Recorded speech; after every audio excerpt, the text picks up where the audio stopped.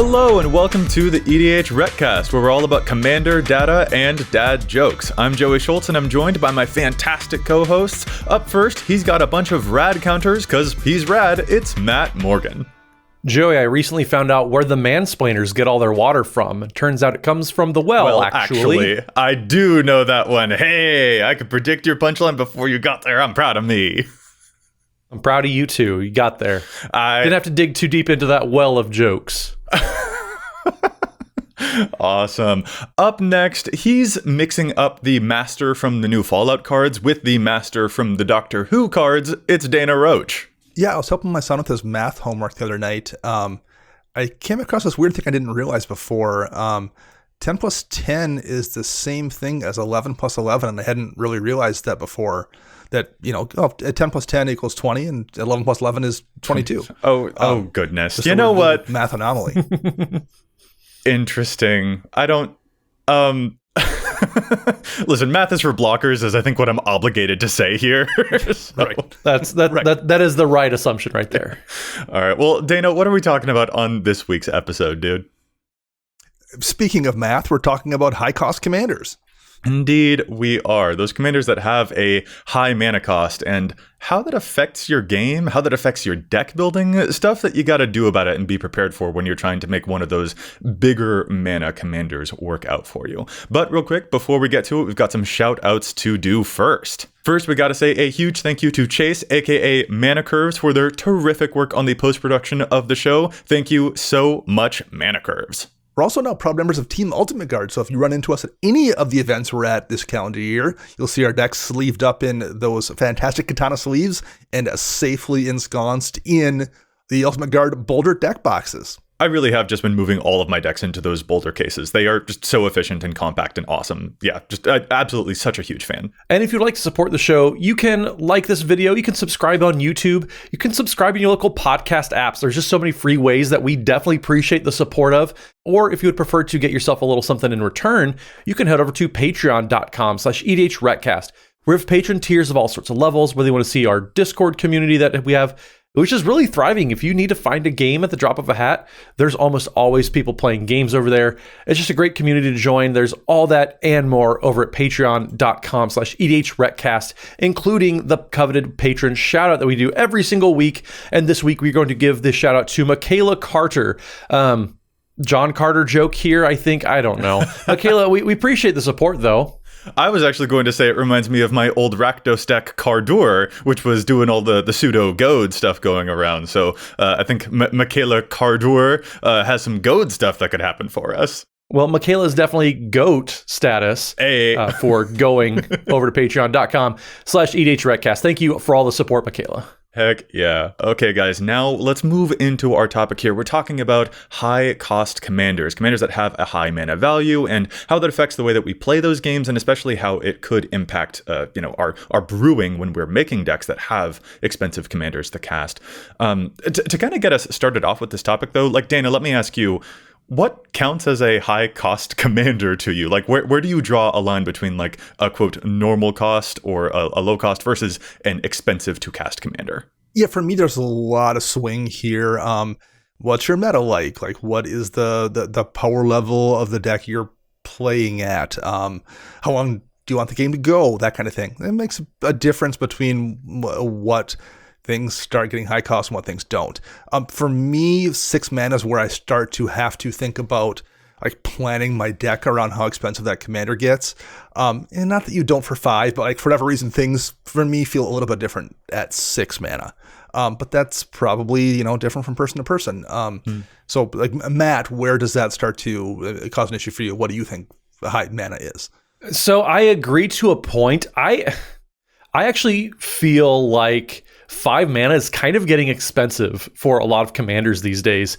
We talk a lot about, you take a turn off, you spend 5 mana to cast Sanguine Bond and it sits there and doesn't do anything the turn that you play it. A lot of commanders feel that way the same way kind of too. We were all at Magic Fest Chicago a couple weeks ago, and I was casting commanders that were 5 and 6 mana, and I felt like I was putting myself behind almost because everybody else would be playing these faster and more efficient commanders. So I'm sure, like, say, you go to any of the command fests that are coming up, the one in San Francisco, for example, you might sit down at a pod and everybody's playing these 3 and 4 mana commanders, and like 5 mana even. It's just so much more expensive. Interesting. I mean, I do understand this as a person who's kind of famous for his Baba Lysaga deck, aka my baby lasagna, which is 3 mana to play. So I do fully understand that. Yeah. Also, by the way, quick side note, fun fact, but baby lasagna, as I've been calling that deck, that's also the name of an artist in Eurovision 2024. And I'm just very, very giddy about this right now. I know it has nothing to do with the topic, but I'm delighted. It's absolutely great. I take credit for Croatia's entry to Eurovision 2024. What a weird confluence of two of Joey's different passions. Truly, it's so wild. I don't ever want to hear us get accused of getting off the rails again, because you willingly took us just in a different county. So completely. But I get what you're saying, Matt, with like how like when you are up against the 3 mana things, the Vayrants, or even like the Sithuses out there that are like 2 and 3 mana, it starts to feel like, whoa, okay, how am I keeping up? Yeah. I do tend to agree, I think, with Dana, like 6 is kind of where I'm drawing that line, if not 7 mana. Like I actually don't have any commanders that cost 7 mana or more. And even the decks that I have that do have a 6 mana commander, like my Elegith deck, well, it's partnered with Esior, who comes down on turn 2 and is going to protect him before Elegith even arrives. And like that's an important thing for me, is that like I think I actually don't have a tendency to build all that many high cost commanders compared to you, where like Matt, I know that you have 2 different commanders, Ovika and Omnath, that cost 7 mana each. So yep. I think you're the person among us 3 who has the greatest number of commanders that have a higher than average cost. Well, and that took me a while to kind of reconcile too, because they are more expensive, and I really had to, at least with Ovika, to be for sure, I had to be very intentional about how I was building that deck, because there's a lot of setup. And so instead of, okay, this is a commander I can plop down and just like kind of go, that's how most of my decks are. And Ovika is not that. Whereas Omnath, I kind of can, because it's a landfall deck. Right. And as we've talked about several times on the show, I mean, you can kind of just play a landfall deck, play a thing, and then you're going to get value automatically. Yeah, I just did a quick pass over my decks in Architect, and I've got 5 different commanders that cost 6 mana. Oh, wow. And those are commanders atop decks that a couple of them are typal decks, where the bodies in those lists are pretty high CMC as well. Dragons, Sphinxes, that kind of thing. So yeah, this is something like I personally deal with a couple of different brews of mine for sure. Yeah. And I think also, so I did a quick survey average of the top 100 most popular commanders in the format right now, and their average mana costs, they average out to 4.2. So I think it's pretty common for us to see, especially a 4 mana commander, the Marins of the world and stuff like that, and even occasionally up in like 5 mana like Nagathrons and things like that. But 6 does seem to be a point where it's just like, okay, there's something else going on here. And Dana, you mentioned the pace of games and like how quick games are. I think that like it's important to note, if a commander is 6 or 7 mana, I mean, I tracked all of my games last year, and I noted games ending around turn 9. So that's just an important factor of like, how much time is this commander actually going to be on the battlefield, and what is the impact that it will have as soon as it arrives? Like, these do start to become questions that, Matt, I think you were pointing out too, of just like, what can I actually do with this thing if it does feel like it's taking so long for it to arrive, while everyone else is doing amazing engine stuff as early as turn 3? Yeah, it makes a big difference how important the commander is to your deck functioning. I mentioned I have a handful of decks that have like 6-drop commanders. I have a couple that have 5-drop commanders as well. But I think all of those decks are situations where the commander isn't necessarily like something that needs to be in play for the deck to function. The commanders are obviously useful for what the deck's doing, but like it doesn't necessarily need to be on the board for the deck to work. I think if the deck was brewed in such a way that the commander had to be on the field to function, I'd be much more hesitant to build it, or at least I would absolutely build things in the deck to keep the commander safe in a way that I don't right now. And that's probably where you and I diverge the most, because most of my decks just typically come into play, and I need my commander to be around to function very well. My Ovika deck certainly is that way as well. And so it really just comes down to your approach. And so are you willing to invest 6, 7 or more mana into a card that maybe doesn't necessarily impact the game right away? That's a question that like you kind of have to ask for yourself. Mm-hmm. I also think this can be a little bit overblown sometimes. I've definitely seen, people on Reddit or what have you make the claim that like, 5 mana commanders are unplayable. Like, no, 5 mana commanders are just unplayable for you. The rest of us can do just fine playing that 5 mana commander because we brew with intentionality and with a plan in mind. It's not to say there aren't like metas where that's true. If you're, maybe playing like closing on that CEDH territory, maybe that's true, but I don't think that's true for the vast majority of people. I'm sorry, 5 mana commanders are unplayable. Meanwhile, King Kenrith at 5 mana, being rank number 7 with 18,000 dexters, and that commander is so cracked in half. Just like, right. That's, yes, I would agree with you. That is rather overblown indeed. On that note, though, like, I think it's important for us to, like, maybe take a note of, like, very popular high-cost commanders. Like, one of the most popular commanders actually fits a description that you were just saying earlier, Dana, the Ur-Dragon, which is 9 mana to play. That's the second most popular commander in the format right now. It's ranked number 2 with 22,000 decks to its name. But it does that thing that you were just saying where, like, it's actually operating from the command zone with that Eminence ability, making all of your other stuff cheaper. And there are plenty of games that you can win with an Ur-Dragon deck where you're never even casting the Ur-Dragon. Yeah. Yeah, if you look at a lot of the high-value commanders, a lot of them have an Eminence ability, for example. Edgar Markov, Oloro. So they are commanders that are going to be generating you value even before you're able to cast them, or after they've been removed a couple times. Maybe you can't recast them. They're still going to be doing a thing for you. Right. And if you look at that list too, a couple of them, something like Miriam Sentinel Worm has protection on it. So like it has a baked in way to save itself to make it easier to not have to worry about recasting it. And, that's something I bear in mind. I've got a Silumgar the Drifting Death deck, and Silumgar's hexproof. Like that makes that much more comfortable to cast when I know it's much more difficult to remove, for sure. Yeah, hexproof or ward, just any sort of built-in protection. I mean, the amount of times that Ovika in that very high mana cost commander that I have, the ward kind of makes it palatable to spend that much mana. And Miriam Sentinel Worm is exactly the same way. Like it's very, very quickly shot up to one of the most popular commanders of all time. Mm-hmm. But I mean, you'd think that it's got a very big target on its back, but turns out Ward 2 is wildly powerful. when you're making removal spells cost like 5 or 6 mana, it's like, whoa, okay, this is actually really hard. Yeah. Just having some sort of built-in protection, such an impactful ability. Sauron the Dark Lord was another one I was going to shout out here. It's got Ward, sacrifice a legendary artifact or legendary creature. So like, all right, it's 6 mana, but like you can probably you'll probably get that extra turn because it's difficult for people to pay that cost. So let's say your commander doesn't have some kind of protection or something baked in.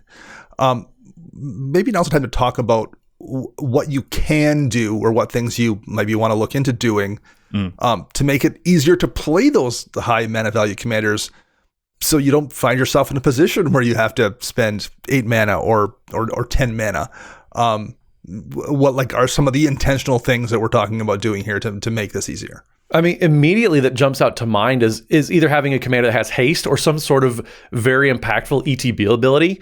I think that's one of the reasons that Gishath, Sun's Avatar, is the number 12 commander of all time, despite being, more than 7 mana to cost. It's 8 mana to cast this one dinosaur, but it comes down, you can have haste, you have vigilance, you have trample on this big 8 mana creature, and then you're going to maybe get that combat damage ability to trigger once.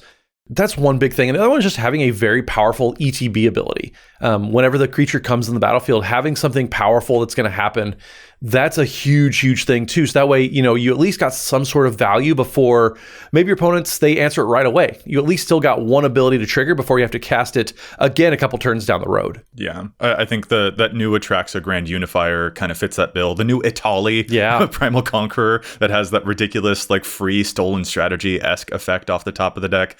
That one's also like, it's making a big impact as soon as you cast it. Mm-hmm. Or even something like Maelstrom Wanderer as well, like where you're getting the immediate double cascade. Those things are just a crater as soon as they hit the field, which does kind of allow for a good amount of tension in the game leading up to that point, where it's not just like, oh, when am I going to be able to cast this commander? Everyone is actually looking like, oh man, when are they going to cast that commander? It kind of like sets up a tone. So that kind of has a nice effect on the game before you even actually get to casting them, is knowing how much of an impact they'll truly have.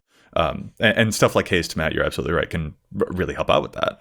Yeah, one of the examples I think of regarding this kind of thing is when I first started playing Commander, a friend of mine had a Thraxamundar deck. Thrax is 7 mana, I believe, for 6/6 with haste. When Thraxamundar attacks, defending player sacrifices a creature, and whenever a player sacrifices a creature, you may put a +1 counter on Thraxamundar. So that's 7 mana, and that's a lot, but that's also impactful immediately. That's coming down. It can attack right away because it has haste. It's forcing somebody to sacrifice a creature and probably forcing someone to block in addition to the creature they have to sacrifice, because otherwise they're going to take 7 damage immediately and be 2 shots away from losing the game. So there's a cost for that commander, but it's going to be impacting the board right away as soon as it hits the field. Right. I think also kind of going into this, it's something that you and Matt were already talking about earlier, Dana. And like, I think we'll get to like, oh, how does this affect like your ramp and stuff like that too? Because I think that's probably like the first thing that people think of when they see like a 7-drop commander or something like that. And we will get to that later on in the show. But I actually think it's most important to kind of go back to something that you guys hinted at earlier, which is like, can the deck still work without this? Because I think that is actually a really important lesson when it comes to expensive commanders. Just like an Ur-Dragon deck can indeed survive just fine. A Miram deck is going to be okay even if you never cast Miram. Like, it's going to pop off if you do get to have Miram doubling all of your dragons. But even if you never do, you're still just playing a bunch of ridiculous dragons, and the deck will probably be okay. And I think that is also an interesting strategy to lean into. Matt, as you were pointing out, that's not an eligible solution for every commander out there. There are plenty out there that like, no, I have really built around this specific thing. My Eligeth deck, for example, if I don't have Eligeth in play, then all those scry spells are certainly not drawing me extra cards the way that Eligeth wants them to. I think it's interesting to explore that capability as a potential solution for, all right, this deck has an expensive commander that is probably going to be hard to actually stick in play. If nothing else, what are my backup plans to what the commander is trying to do for me, and how many of those do I have available to me is an important question to ask yourself in the deck brewing stage. Well, but a deck of mine that I have that kind of doesn't need a backup plan, because the plan leading up to and after the commander comes into play, or they're kind of the exact same thing anyways, is my Omnath Locus of Rage deck, where I ramp a lot to get to 7 mana, and then I continue to ramp a lot because it's a landfall deck. And it just is rewarding me for doing that same thing at all stages of the game. And so that's one thing that I don't really think there needs to be a backup plan. And there are other win conditions. There are other powerful cards that are going to get me there. Valakut, the Molten Pinnacle, stuff like that. But by and large, though, if it comes to, well, I need the commander, I can do it pretty much at any time of the game because I'm ramping first and I'm ramping last. I was just going to say, like the Valakut or like Rampaging Baloths, would those kind of feel like backup plans in those decks? No, too slow. Get out of here. Oh, you're not playing Rampaging Baloths in that deck? No, get out of here. Oh, wow. Oh, all in on the elementals. Okay, you know what? I can appreciate a person who's just like, listen, I'm all in on this one strategy. And frankly, also, like, you've got so much, it's just like recasting Omnath, I don't think is all that difficult for you. So. Yeah. Like, in the words of Ron Swanson, I know what I'm about, son. Wow. Okay. Well, I would say as the inverse of that would be my Reki History of Kamigawa deck. Reki costs 3 mana, 2 and a green, but all the things I want to do in that deck are things I want to do when Reki's in play. So like if I draw a Hope of Girapur that costs 1 mana or something, I don't want to play that on turn 1. I want to play that after Reki's already out so I can get that card draw effect. So if Reki cost 5 or 6 mana or something, I don't know if I would want to play that commander necessarily, because the things I'm doing in the deck aren't setups. I want to do them all after the commander's out. So it very much will put me in a position where I don't really want to do anything the first several turns. So there's no setup there, really. So yeah, with a higher CMC, that deck probably wouldn't necessarily work the way I'm playing it, the way I have it built. Gotcha. That makes sense to me as well. I was like, where's he going? He's talking about a 3-mana commander. That's not part of the topic, but now I understand what you're saying. I think that I am also starting to kind of lean into that a little bit more with some of my recent deck building. For example, I've just constructed an Izoni Center of the Web deck, which I'm calling Golgari Grave Swole because I think it's funny. And that is a 6-mana commander there, but like, Izoni is not particularly central to that strategy. It is just straight up Golgari aristocrat stuff. I can just have a whole bunch of the blood artists and a whole bunch of token makers and sacrifice outlets. And Izoni is nice to help supplement all of those things, but it isn't particularly necessary. And frankly, that's also the case for my 6th Doctor deck as well. If I play the 6th Doctor, that's cool, but really it's not necessarily central to what that deck is about. And so like commander ambivalence is a thing that I've been toying more with, because a lot of the decks that I build do tend to be so commander centric. So it's interesting to see the way that we are moving around those. Matt, it seems like you and I are departing a bit in terms of like how commander centric we still keep our decks as. And frankly, I do appreciate that you are just like full throttle on that direction though. Yeah, I mean, but again, that kind of comes down to how we approach the format too, where why are we playing Commander? We're doing things that we can't do in other formats, and that's playing with the Commander. That's one of the big draws for me. And so just philosophically, how does that impact you? What's how you're approaching the format? And then what does it translate? What does it look like when you're actually picking the deck, brewing the deck, building the deck? There's a lot of different stages where like just touch points on the human approach. And so it's interesting just the philosophy differences and how it executes like when it comes to the decks. Yeah. Well, speaking of executing, maybe after we challenge some stats here, we can talk about some of the things you can actually do in your deck to deal with what happens if you're in a position where you have a commander that costs a lot more mana. Yeah, just to make that commander more playable. I think that's a very good idea. I think that it's also a very good idea for us to indeed go to that challenging of the statsoning. Challenging. Listen, we're all just going to go with it. We're going to pretend that those are real words. Yeah, there's a lot of data on EDHREC, but we don't always agree with all of it, so we will challenge those stats after a quick break. All right, I will get us started with this challenging of the statsoning, which I'm committing to it. I'm like Matt, I'm going full throttle on this. I have committed to the bit, even though it's a bad bit. I want to talk about a Mardu deck here, and that's Dihada Binder of Wills. I'm just using this as a particular example, but it's kind of just like in any Mardu deck, I'm going to feel this way, but here are some numbers that are showing up on Dihada's Binder of Wills page. Ruinous Ultimatum is only showing up in 29% of Dihada decks, and that is the amazing Mardu Ultimatum that destroys all non-land permanents at your opponent's control. Card good. Card really, really good. So like I would gesture towards, I think this is probably underplayed because this is one of those cards that just makes me want to play Mardu decks in general. But the thing that in particular makes me like, okay, what's going on here is the fact that the card Kaya's Wrath is showing up as more popular in Dihada decks. It's showing up in a full third of Dihada decks. And I don't think that's right, because I don't think Kaya's Wrath is particularly good, even in an Orzhov deck, let alone in a Mardu deck. That is the white, black sorcery. Destroy all creatures. You gain life equal to the number of creatures you controlled that were destroyed this way. This is high-key one of my least favorite rat spells. I do not think, like, if nothing else, these numbers need to be inverted, but really I think Ruinous Ultimatum is my true challenge here. I'd love to see that one go higher, but yeah, take Kaya's Wrath out of this deck. You don't need it. It's awkward. It's hard to cast when you're in a 3-color deck, and Ruinous Ultimatum, even though it's a little bit more mana, the impact is going to be so much more severe that I'd love to see those numbers get swapped around and for Ruinous to have a ruinously good time. So that is my challenge. My challenge was sent to us this week by listener Jenik Van Reed, and the challenge is for a card being not ran nearly enough in Shadowheart Dark Justiciar decks. Or at least that's how I think that is pronounced based on having played Baldur's Gate 3. So the card we're talking about here is Wall of Blood. It's 2 and a black, and it says pay 1 life, Wall of Blood gets +1/+1 until end of turn. Now, because the way Shadowheart works, you can sacrifice a creature and draw cards equal to its power, you can basically pay 1 life to add a power to Wall of Blood, and then sacrifice it at whatever point in that exchange you would like. So basically, it's a one-shot Necropotence that you don't have to worry about leaving Necropotence sitting out there as an enchantment, forcing you to skip your draw step every turn. If you think you're just going to want to use that card for a burst draw, Wall of Blood is going to do that for you in the same way Necro will, without nearly the downside you're going to have with Necro.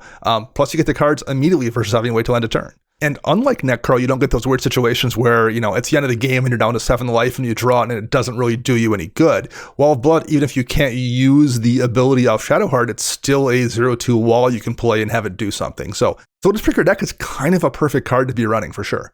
Well, I'm going to cover our last base, and I'm going to wrap us up with challenge stats. So a card that just, I think, kind of got swept under the rug by a lot of people because it was just a common, is Return from the Wilds. It's 2 and a green for a source that says choose 2. You search your library for a basic land card, put on the battlefield, tapped, and then shuffle. Then you can create a 1/1 white human creature token, or you can create a food token. Now, this doesn't do anything great. Like there's very obvious kind of crossovers with different cards like Cultivate, Kadama's Reach, cards like that. But this card does a lot of little things right that I absolutely love, especially for any deck that kind of cares about a specific creature type. Kyler's Guardian Emissary is a deck that I have, and this card's just been overperforming every time that I've played it. It does a little bit of everything. It gets me a land, it's putting me ahead, but it's also getting me a body out there, which is going to trigger Kyler's ability. It's going to set up to benefit from Kyler's Anthem ability too. So like there's a lot going on that's just like one of those little like here and there. It's not doing anything great, but it's doing several things that you want to be doing. I think best Soul Nourisher decks absolutely would love getting another 1/1 body out there. So there's just all sorts of different fun things you can be doing with this card. And also, too, it makes food tokens. So if you are playing a deck that cares about food, you're going to be getting a lot of little things there. I just think it's absolutely fantastic. Return from the Wilds is only being played in 5,500 decks currently right now. It's only in 4.94% of best decks. It's only in 2% of Kyler's Guardian Emissary decks. And that deck loves having humans coming in the battlefield at all times. So if you need a card that's going to just fill a lot of little roles for you, get a lot of value out of it, Return from the Wilds is just absolutely fantastic if you care about any of those modes. And everybody loves the first mode, just getting a land. So everybody just give another look at it. It's a 15-cent card, so just give it a shout. I enjoy a ramp spell that doesn't have to be a ramp spell at the times that you no longer need ramp spells. Yeah, absolutely. I'm actually using this in that Izoni deck that I just mentioned earlier, because if need be, it can create 2 tokens that Izoni will then be able to sacrifice to do a bunch of extra cool stuff. So, Matt, I am fully with you on this one. I think it's very, very cool. And it again has that like that mildness to it that is easy to overlook, as you said, but that doesn't mean we should overlook it. So this is cool. This is a clever pick. I'm into it. Yeah, thanks. And I think that moves us into our main topic now here. Dana, you were talking about some other solutions for us to get into. So I guess I'm just passing the conversational ball right back to you, dude. Where do we go from here? Yeah, since we're just talking about ramp and challenge the stats, let's talk about ramp here. Yeah. Ramp is useful in most situations and in most decks, but it lets you get your high-cost commander out in a deck where your commander costs a lot of mana too. I'm definitely someone who runs more ramp in a deck with a commander that costs more mana for sure. I'm not somebody who runs like a ton of ramp necessarily. I think in a typical deck, I'm probably 6 to 8 ramp pieces, where like in a deck where I have a higher mana value commander, we're talking more like the 8 to 10 range for me personally. I want to say those numbers are actually kind of surprising to me. You said that like your average is closer to, what was it, 6 or 7, whereas like when it's a higher cost commander, it's closer to 9 or 10. Yeah, it's definitely something I pay more attention to in a deck with a high mana value commander. Interesting. I feel like for me, I actually tend to be closer to like the 8 and 9 on average. That is not a hard and fast rule, anybody out there.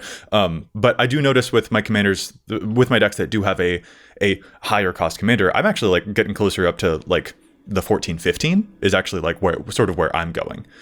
So that's a pretty big difference. And I'm kind of curious, like Matt, do you have any ideas where you tend to fall in terms of like average amount of ramp versus like, oh, this is a high cost commander, how does that affect my ramp?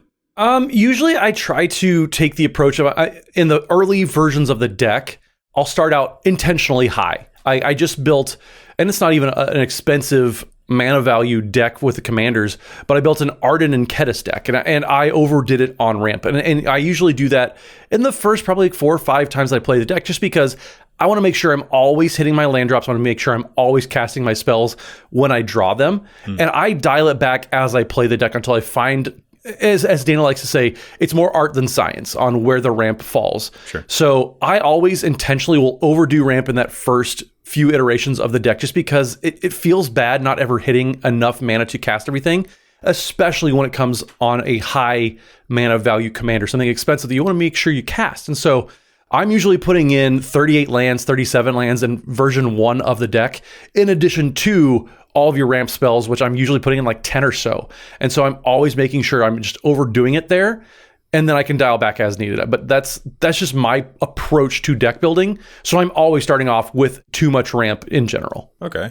And if I'm honest, I also think, like, I don't want to get hung up on the specific numbers as too much of it. Like, I think that density of mana acceleration, mana boost cards is an important factor to consider for sure. And it's noteworthy to mark that change. But I'm actually more like Dana, this is probably something that you and I will definitely still have in common despite the numbers difference. I think the specific cards that I am using as ramp are the things that are actually most interesting in terms of what changes when my commander has a higher cost.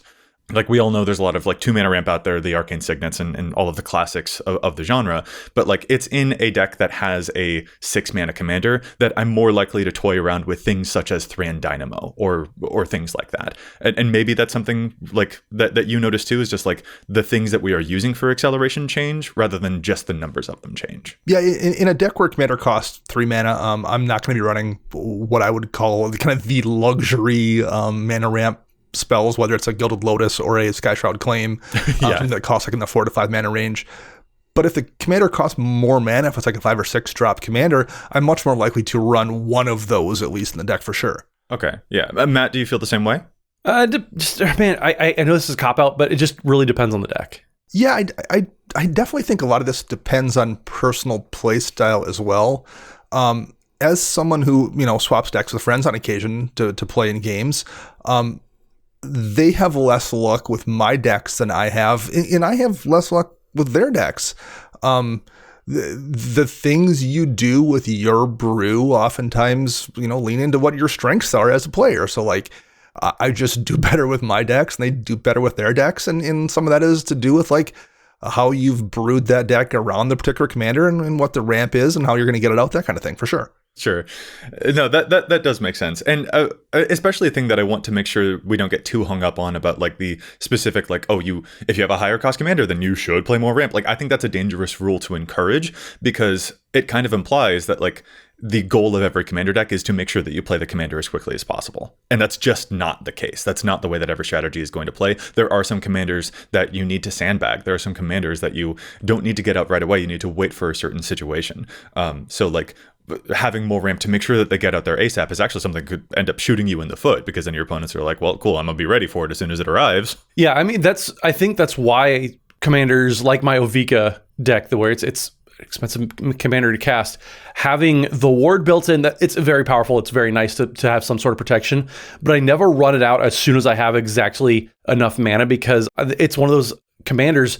It doesn't have haste. It doesn't have some sort of ETB ability. I have to be doing game actions in order to properly get enough value out of it to make sure it's worth it. And so for me, that is one that I'm going to ramp into it, but that means I'm going to wait a turn or two, because then I can play the commander and then do something right away, or protect it in another meaningful way that is going to make sure that the game plan that does center around Ovika is going to be able to be developed further. Well, I think just as important as getting your commander out when it's optimal to get it into play is keeping your commander out when you actually decide to cast it. Protection is something I am much more consciously aware of in decks where the commander costs 6 mana than I am in decks where the commander costs 2 mana or something. Yeah, if you want to kill Essior in my Arden Essior deck, 4 times, I will find something else at that point in the game to put 4 swords on. I can afford to let that commander get removed a couple times, and by the time you've removed it a few times, I can just find an alternative. Versus my Dragonlord Jamoka deck, for example. Dragonlord Jamoka costs 5, and then it costs 7, and then it costs 9, and I want Jamoka, when I spend that mana, to be able to do the Jamoka things I'm doing, which is buffing all the rest of my dragons. So I'm going to be very conscious of when I play that, can I keep it in play for sure. Protecting it, the Tameo safekeeping kind of spells, and those. In that Jamoka deck, again, I'm running Tameo Safekeeping, I'm running Blacksmith Skill, I'm running Heroic Intervention, I'm running Teferi's Protection, I'm running there's a 4 mana Clever Concealment. I've got 6 or 7 different ways in that deck to keep my stuff safe. Not just the commander, but all of the rest of the high cost creatures in that list. So So what Dana just said is he spends more money protecting Dromoka than most people do on their mana base. Yeah, right. Spend a good bit of money to keep my 34% commander safe from your 12% removal spell. Matt, how about you? Like in those decks that you've got that do have higher cost, are those extra protection spells? Like, are you playing more counter spells, for instance, to protect your Rovika? Are you playing more of those step dodge style effects, or is there a different form of protection that you think your decks end up taking for those roles? So my biggest thing is, at least with my Omnath Locus of Rage deck, for example, I'm going to put enough cards out there that you're worried about Omnath, but you're more worried about the things I'm playing around it than you are Omnath specifically. So I know I'm going to play things like Where Ancients Tread, where you got to get rid of that pretty quickly, because that doesn't mean that just Omnath is scary, but everything is scary. And so there's that. My approach is, yes, the deck kind of depends on the commander operating, but it's also not the scariest thing that I'm doing either. That's actually a really good point. Like you are set up with your Warstorm surges in that deck, where it's just like, listen, I've got a thing that can remove something, but like Omnath is like, it's going to do what it's going to do, but like maybe I actually need to get rid of the surge.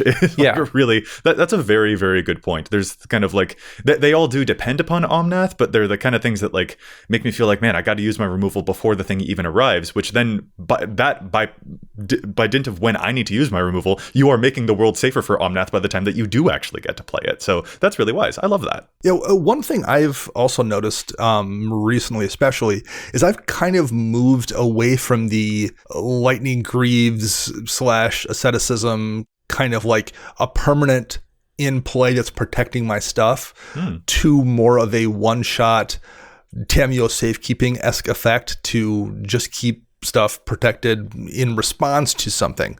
And that maybe seems counterintuitive. I feel like the general consensus among people is to have something out that will keep your things safe repeatedly versus using it one time. But for me, what I have kind of found out is that both leads to a false sense of security a little bit, and it allows people to respond to the thing you're doing. If they see Lightning Greaves out, they can like formulate a plan to deal with it. If they don't know what you're going to do to save your thing, it makes it much trickier for them to try to remove it.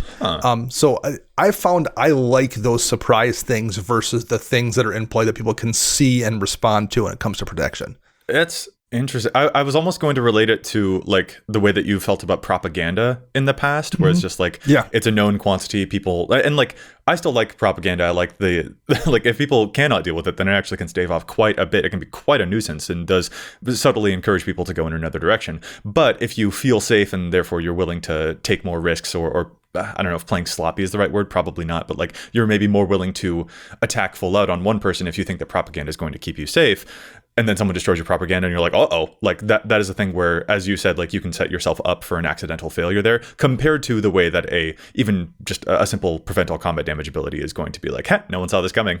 And then they are the ones who are a lot more scuppered in that scenario. For sure. I am very intrigued by that, Dana. I like that attitude towards protection as well. There are still decks where I'm going to want the Swiftfoots and the Lightning Greaves, but they do, I think you're kind of right that like I do tend to notice myself valuing like, does it need the haste still, is like one of the things that like becomes more of a make or break of like, is that usual classic piece of protection going to end up staying here versus like something that's more of a surprise that will actually cost a card from someone's hand.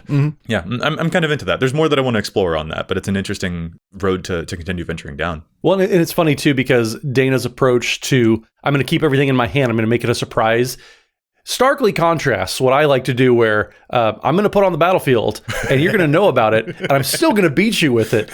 That's so true, actually. I love cards like Scavenging Ooze, where I'm going to put on the battlefield and Joey, put things in your graveyard at your own risk. Or I'm going to put a Swiftfoot Boots on there so that everybody knows like I have to game plan around this. Whereas with Dana, do we think he has it? Does he have it or not? Well, he's playing it out, so he must have it. And sometimes just putting that seed of doubt in the other players' minds is just enough that, I mean, Dana can bluff all day long and we just don't know. Yeah. And so it's just very funny how the approaches are very, very different. And I think all three of us are just finding ways like we we're doing the same thing. We're doing expensive commanders, but very different ways. Right, yeah. And actually, that's also a terrific thing to point out, Matt, is that like you are definitely the kind of player who is just like, listen, I am setting the tempo of this game. It's just like, can you keep up? Watch out. Yeah, exactly. There's one other point kind of related to the can you keep up here, and also related to like the Warstorm Surge with your Omnath deck thing that we talked about just earlier. One other thing that I think is also an important factor that I try to keep in mind when it comes to playing commanders that have a higher cost is also sort of that Warstormy Surge situation of just like, have I properly set the stage for their arrival? Because there are commanders that will have those, Maelstrom Wanderer, immediate impact as soon as I've arrived. But then there are also some commanders that like do need the rest of the world to like be in a good state before they can actually do stuff. Like the 8 mana Kamal, for example, that gives your stuff +3/+3. You probably don't want to play that ASAP. You probably want to wait until you have a bunch of tokens in play for that to do the stuff that it needs to do. And that's, I think, also one other final thing to note about how you play decks that have high cost commanders is that timing becomes really, really important in making sure that you've set the world up for them to succeed. Yeah, we talked about this a little bit early on, comparing and contrasting how I want to handle the timing for Reki versus like how Matt does it with Omnath, for example. But it's something I think you want to be conscious of when you brew, for sure. And that's how much mana you want to spend when you ramp, for example. I think there's definitely a place for like 3 and 4 mana ramp spells for sure in the game. Like we love 3 mana rocks, right? But to use my Reki deck, for example, I want to be doing my ramp on turns 1 and turns 2 underneath the commander, so to speak, because I'm not casting any of the legendary things, like I mentioned, in those 2 slots. So like, what else am I going to be doing? I'm casting my ramp. Then I will do the other things after Reki's in play. So like, that's a deck where I want to concentrate on my like building phase before the commander comes out, because there's nothing else I want to be doing in that deck before it's actually in play, so I can take advantage of the abilities. Well, Dana, let me ask you this. Are none of us play Jeweled Lotus in any of our decks right now, but like if you had a commander that was 7 mana, do you think you'd be more inclined to play a Jeweled Lotus, or is it still not something you're interested in, just in terms of like, where those things fall and how they help the commander specifically? I don't have it in any of my high mana value commander decks, but there are also decks where I don't really need to get my commander out super quickly for the deck to function. I can the way the decks work, I will just play the commander when it's relevant, and that's usually not as soon as possible. I understand the logic behind it. In some decks, it's just not something that like makes sense in any of the lists I currently have brewed. Okay. Yeah, I don't know if any of my decks either would really benefit from a Jeweled Lotus type of card, because getting it out a few turns early like that means that I haven't had a chance to really set up otherwise. Maybe Omnath could do that because I'm just propelling that turn 7. And again, I do the same thing before Omnath comes out as I do after Omnath comes out. But like Ovika, for example, to shift back to that one, I definitely don't think I would want a Jeweled Lotus there, because once I play Ovika, I need to protect it. And then like I need mana available to keep the game plan going. I need to be casting a lot of spells in order for Ovika to really kind of take off. And so Jeweled Lotus doesn't help me do that. Like maybe I cast him on turn 4 after I'm making 4 land drops, but then I don't really have fuel the next turn to kind of keep going. It's more of a, I'm going to play Ovika, and then maybe next turn I'm going to play a Mana Geyser, and then I'm going to like spend like 30 mana in one turn instead of I'm going to use 5 mana in one turn. Yeah, no, I'm fully with you. I'm also like, I don't think that that's a card that I would want to explore from my own decks, but I also understand why it's so appealing for, especially like the Muljothas of the world that will be able to recur it over and over again. Yeah. But in those types of decks, it doesn't become a dead card otherwise. Whereas like you're describing situations where like if you did put it into a landfall deck, you're kind of like, but then it's not getting me more lands, and I really want more landfall triggers. Or like if you are playing it with Ovika and play, it's just like, well, I don't get any 1/1s from that Ovika trigger. So like there are hidden costs to some of those like classic and famous tempo style ramps, and I think that's a great example of it. And I like you bringing up a different type of tempo style ramp there, like the Mana Geyser, which isn't going to be just commander specific and will still allow you to do plenty of other shenanigans, like to help you get that commander into play and to help you out when that commander is in play, is an important thing to note about the way that you're structuring that tempo. And you know what, real quick, I also want to shout out one other thing that I think could be important here, is that there are some commanders that I think kind of like secretly have a high cost to them. Like just looking at their mana cost doesn't tell you their full story. So like I'll use Tasha the Witch Queen as an example here. That is a 5 mana commander, but in reality, you're not casting that one as soon as you can. You're rarely casting that one like on turn 5 because it's a planeswalker that can be attacked. So you do need to like have some defense in play for it. And it's a planeswalker that like needs your opponents to have stuff in their graveyard for it to get any benefit from those abilities truly. So you are actually probably waiting to cast that one. You are sandbagging it. So like it kind of accidentally has a secretly higher cost to it, even though it is just 5 mana. Or like maybe Sign of the Ur-Dragon would be another good example here too. It's 5 mana, but like if you don't have the extra 2 mana up to use its activated ability to protect it, then you're kind of like asking for it to be killed like right away. So there are some commanders that I think are important to note of like, yeah, they have a lower cost, but secretly you're going to still want to play them later anyway. And that's another lesson that I think is important to kind of take away here. Any commander with X in the mana value isn't really as low value as you think it is, because almost exclusively the more mana you pump into X, the more impactful the effect is on whatever that effect would wind up being. So like there's weird timing stuff there for sure. It depends what the commander's ability very much is too. Like take my Glissa Hand of the Praetors deck, for example. The primary reason I have Glissa out is to flip over all those incubate tokens for free. Glissa makes incubate tokens, and that's useful, but like there's a lot of things in that deck that make tokens, and there's plenty of situations where I'm better served using the other things to make those tokens, and then dropping Glissa at an opportune moment when I want to flip those tokens. Sometimes things work out, and like I've got a few tokens out, and it makes sense to drop her on turn 5, but like that situation in that deck is very fluid about when I want to do those things. And another example of a situation where the commander maybe isn't necessarily the same mana value that it looks like it is, if you've got a powerful commander that costs, some amount of mana, and you want to be able to protect it with some of the ways to protect commanders that we talked about, well, maybe it costs more mana because you want to cast it at a point in the game when you can leave mana free to cast that Heroic Intervention or that Blacksmith skill or that Tamiyo Safekeeping. So while it may look like it costs 6, maybe it actually costs 7 because you don't want to be using it until you've have a mana free to keep it safe, or have a mana free to equip those Swiftfoot Boots or whatever it might wind up being. Yeah, Dana, I absolutely co-sign on that. There are a lot of extra costs to pay attention to, and this has been a fun discussion to go over those different things that you can do in brewing stages and while playing to make sure that you allow these high-cost commanders to actually get the chance to exist for enough time in the game to have the impact that you want them to have. So yeah, totally co-sign. Yeah, I would just say that there's just more intentionality with what you do with a high mana value commander versus a low mana value commander. Not that there isn't intentionality in those decks too, but like I think you need to look at the big picture a little bit more when things get up in that 5, 6, 7 mana range than maybe you do with something that costs 2. At least that's how it has tended to work out for me. Making a mistake and screwing up what you did with your 6 mana value commander is much more difficult to recover from than screwing up what you did with your 2 mana value commander. Yeah. The way I would phrase it is a high mana value commander brings more homework with it in terms of like what you have to do regarding your brewing and your playing and your evaluation of the game state, that kind of thing. There's just like more work that has to get done to wring the maximum utility out of that commander without finding yourself burned by having to recast it for an untenable amount of mana. You hear that, Matt? Homework?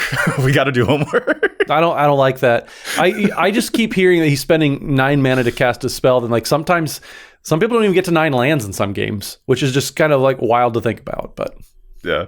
So all right, homework. So speaking of homework, I think we're going to call this episode to a close. So listeners, we want to hear from you. You got to do your homework. Tell us in the comments about your favorite high cost commanders. How many Eldrazi are you playing out there, for example? And if folks want to get in touch with us, Matt, where is it that they can find you on the onlines? So you can find me on pretty much any social media platform out there at Mathimus55. That's MATHIMUS55. And don't forget, we are proud members of Team Ultimate Guard. So if you need the best deck building accessories out there, the deck boxes and sleeves for all of your favorite cards, head over to Ultimate Guard for the best out there. And Dana, how about you? You can find me on the interwebs at Dana Roach. I'm writing articles for EDHREC and Commander's Herald. And you can find all of us together at patreon.com/EDHRECast. And I'm Joey Schultz. You can find me at Joseph M. Schultz online, most likely being a fool over on Instagram or something like that. And you can find the cast at EDHRECast everywhere online. Plus, if you got a question for us, you can contact us at EDHRECast@gmail.com. Our thanks go out once again to Chase for their fantastic work in the post-production of the show. You can find them online at Mana Curves. Listeners, we'll be back at you next week with more data and insights. But until then, remember, EDH wreck your deck before you wreck your deck.